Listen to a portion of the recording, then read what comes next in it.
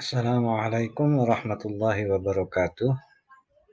Di pertemuan kali ini, sebelum kita berpanjang kata, seperti biasa kita niatkan terlebih dahulu agar apa yang kita pelajari mendapatkan ilmu yang bermanfaat dari Allah Subhanahu wa taala. Bismillahirrahmanirrahim. Nawaitu ta'alluma wa ta'lima wal ibadata wal istifadata wal hatha ala tamassuki bi kitabillahi wa sunnati rasulihi wa dalalata ala al-huda wal khair. Amin ya rabbal alamin. Baik, kita melanjutkan. Kemarin sudah mengenal kalimah kata isim ataupun fi'il ya, definisi isim dan fi'il. Nah, sekarang ini kita membahas tentang jumlah. Jumlah itu artinya kalimat ya. Jumlah artinya kalimat ismiyah yang berdasarkan kalimat isim ya. Nah, di sini sesuai namanya, jumlah ismiyah adalah jumlah kalimat yang diawali dengan isim, kata benda ya, di pelajaran 2 minggu yang lalu. Kalimat ini terdiri dari susunan mubtada dan khobar. Apa itu mubtada? Mubtada merupakan subjek dalam bahasa Arab, subjeknya ya. Karena menjadi subjek, maka mubtada mempunyai beberapa sifat. Di antaranya yaitu harus berupa ma'rifat, yaitu kata-kata khusus tertentu, spesifik bukan umum ya. Maksudnya kata khusus atau tertentu atau spesifik, dia katanya khusus, bukan sembarang kata. Contoh, nama orang. Nah, kan sudah dijelasin ya, ciri kalimat isim itu bisa berbentuk nama. Nah, di sini misalnya nama orang, itu berarti kalau diawali dengan nama orang, berarti bisa dikategorikan itu merupakan jumlah ismiyah.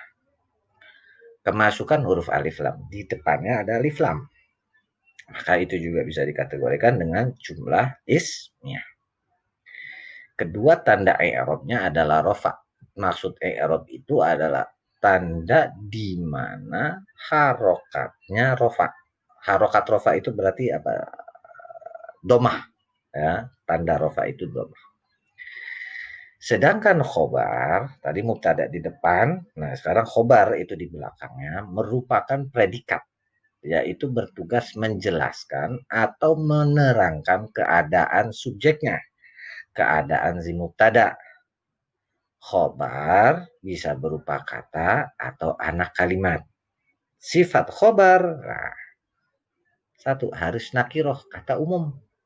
Kalau tadi ma'rifat, dia khusus, maka kalau khobarnya harus nakiroh, yang umum kata. Kedua, khobar juga mempunyai tanda i'rab rofa, sama-sama harokatnya domah, lebih dominan biasanya. Mubtada dan khobar harus mempunyai sifat yang sama. Ketika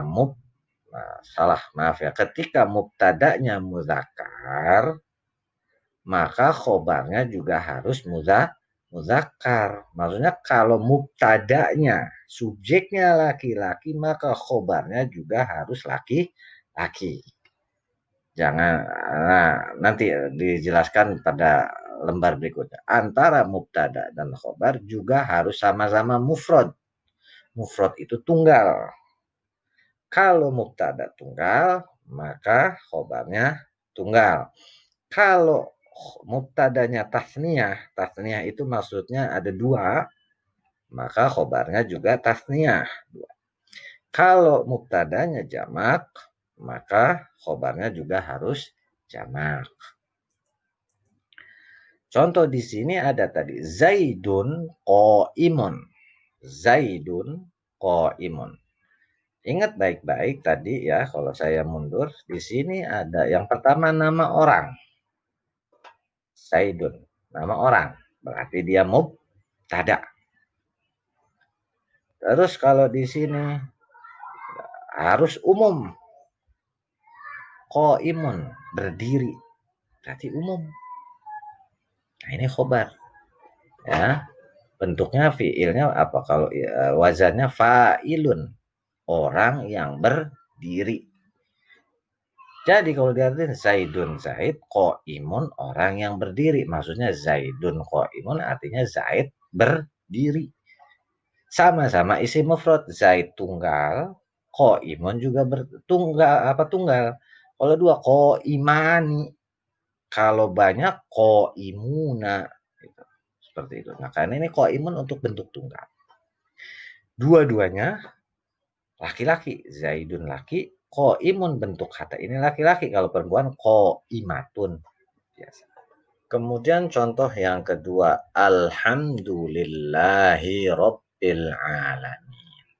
Ingat, tadi dijelaskan contoh yang kedua ada alif lam. Alhamdulillah nih, masuk alif lam. Maka ini disebut dengan mubtada. Khobarnya satu rangkaian. Lillahi rabbil alamin. Kalau sini kata alhamdulillah sebagai mubtada, subjeknya. Predikatnya lillahi rabbil alamin. Nah, kenapa kok ini jadi disebut dengan mubtada khobar? Depannya tuh ada alif lam. Alif lam di depan kalimat. Kemudian di sini al-muslimani qaimani. Al-muslimani dua orang muslim qaimani dua-duanya berdiri. Ingat tadi di penjelasan yang pertama bahwasanya harus kalau tunggal-tunggal dua-dua, kalau jamak lebih dari dua ya harus diikuti jamak. Nah, tadi Zaidun qaimun sama-sama mufrad tunggal. Nah, kalau ini al-muslimani qaimani dua orang muslim qaimani dua-duanya berdiri ada al di sini. Ada al juga. Masuk alif lam. Ya. Nah, kalau misalnya bentuknya jamak berarti al-muslimuna qaimuna yang tadinya alif dirubah menjadi wawu. Oke, kita lanjut. Nah, sekarang jumlah fi'liyah. Kalau tadi jumlah ismiyah, sekarang jumlah fi'liyah. Jumlah fi'liyah adalah jumlah kalimat yang diawali dengan fi'il. Ingat, minggu kemarin fi'il itu kata kerja. Susunannya fi'il, kata kerja, fa'il, subjek. Fi'il, fa'il. Bahkan kalau yang lengkap itu fi'il, fa'il, maf'ul, bih. Fi'il, kata kerja, fa'il. Si pelaku, maf'ulun bih, itu yang disebut dengan objek. Ya. Fi'il kata kerja biasanya berupa fi'il madi. Atau juga bisa fi'il mudhari. Fi'il madi itu kata kerja yang bentuk lampau. Kalau fi'il mudhari sedang atau akan dikerjakan. Fa'il dalam jumlah fi'liyah ini bisa nampak zahir, maksudnya jelas. Ya. Cirinya bisa nama orang atau benda. Bisa juga nggak nampak. Nah, kalau nggak nampak berarti diberikan domir. Wa huma hum hiya huma hunna anta antuma antum anti antuma antuna ana nahnu ha hu ha ka ki tu ti. Nah, itu biasanya nanti akan dijelaskan insyaallah ya kalau saya panjang umur. Jumlah fi'liyah dengan fa'il yang tidak nampak paragraf ya di tengah paragraf karena domirnya sudah disebutkan di awal paragraf. Maksudnya jadi dalam satu kalimat itu bisa dari awal paragraf nanti disebutinya di akhir paragraf. Ya, kita langsung biar kamu nggak bingung kita masuk kepada contoh. Tadi bentuk isim Zaidun qaimun. Tetapi ketika dirubah menjadi bentuk fi'il, fi'ilnya di depan koma berubah bukan qaimun lagi karena bentuknya kalau qaimun itu tadi ingat fa'ilun. Tapi karena ini fa'ala apa bentuknya maka koma. Koma bentuk fi'il madi, koma telah berdiri Zaidun Zaid ya. Kalau dilihat dari jenisnya ini merupakan fi'il lazim. Apa fi'il lazim? Udah nggak butuh objek. Udah ketahuan koma Zaidun. Si Zaid telah berdiri. Nggak perlu pakai objek lagi. Udah jelas dah. Ya, itu yang dinamakan fi'il lazim. Kemudian contoh yang kedua, yakhluqullahun nasa. Yakhluqu ini bentuk fi'il mudhari. Kenapa? Nih, ada tanda ya-nya. Ini merupakan ciri yang pertama. Ya, ada juga domah. Yakhluqullahun nasa. Yakhluqu itu fi'il mudhari sedang dilakukan. Yakhluqu sedang atau akan menciptakan. Siapa? Allahu Allah. Berarti Allah ini adalah bentuk pelakunya atau fa'ilnya, subjeknya. An-nasa manusia. Nah, ini yang namanya objek atau disebut dengan maf'ul bi. Ya, jadi kalau saya ulang, yakhluqu fi'il mudhari, ini bentuk kata kerjanya, Allahu pelakunya, fa'ilnya, an-nasa maf'ul bihnya atau objeknya. Kenapa? Yakhluqu sedang menciptakan, Allah sedang menciptakan. Menciptakan apa? Berarti butuh objek. Kalau tadi Zaid, koma Zaidun, Zaid telah berdiri, udah nggak butuh objek. Zaidnya udah berdiri. Tapi kalau yakhluqullah, Allah sedang menciptakan apa? Nah, itu ya. Jadi ini butuh objek. Kita lanjut, duriba Zaidun. Nah, ini yang disebut dengan nama fi'il bentuk majhul atau bentuk pasif ya. Kenapa ini di sini ada duriba? Jadi fi'ilnya tuma awaluhu wa kusira ma qabla akhiru. Domah di awal dan dikasrohkan sebelum akhir. Artinya doroba, tapi doroba Zaidun telah memukul si Zaid.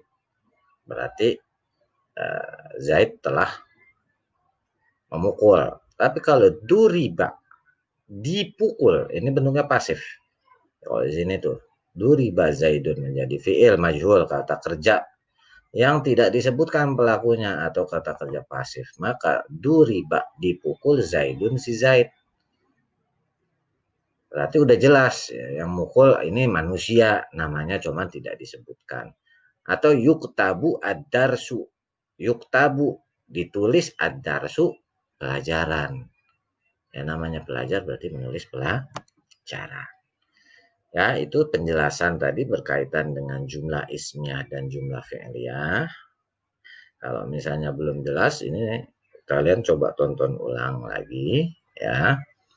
Karena ini sengaja saya berbicaranya perlahan supaya tidak terburu-buru. Jadi kalian bisa paham dari apa itu jumlah ismiyah, mubtada, khobar tadi, bagaimana apakah mufrad, musanna ataupun jamak ataukah muzakkar bentuk laki-laki, itu kalian harus paham. Begitu juga dengan jumlah fi'liyah. Ya, setelah ini seperti biasa kerjakan evaluasi dengan passwordnya mubtada. Ya, mubtada. Mungkin itu yang bisa saya sampaikan. Seperti biasa, jaga kesehatan, bantu orang tua, giat beribadah, tetap jaga pikiran, jangan stres ya, karena kalau stres itu bisa mempermudah. Maksudnya stres kalau misalnya ibumu memarahimu, jangan dilawan, karena ibumu itu sayang sama kamu. Atau ayahmu ngomelin kamu harus belajar dengan giat, jangan dilawan, jangan ngambek, karena apa? Itu namanya orang tuamu sayang pada kamu ya. Itu saja saya akhiri dengan kafaratul majlis. Subhanakallahumma wa bihamdika asyhadu an la ilaha illa anta astaghfiruka wa atubu ilaik. Wassalamualaikum warahmatullahi wabarakatuh.